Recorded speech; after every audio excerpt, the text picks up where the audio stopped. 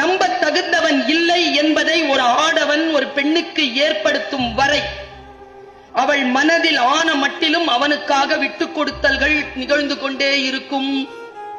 நம்பிக்கை பொய்த்து போகிற புள்ளியில் இருந்து அவளுடைய உலகத்தின் வரவேற்பறைக்கு மறுபடியும் அவன் தள்ளப்படுவான். அதன் பிறகு எல்லோரிலும் ஒருவனாக பலருள் கலந்து மறைந்து அழிந்து போவான். இது ஒரு பெண்ணின் ஆழ் மனதில் இருக்கக்கூடிய பெரும் ரகசியம். அவள் அதற்கான வலியை எப்போதோ சுமந்து அதன் கனமெல்லாம் மறத்து போன தருணத்தில் தான் அதை செயல்படுத்துகிறாள். பெண்கள் இருக்கிறாங்கல்ல, ஆண்கள் இருக்கிறாங்கன்னு வச்சுக்கோங்களேன்.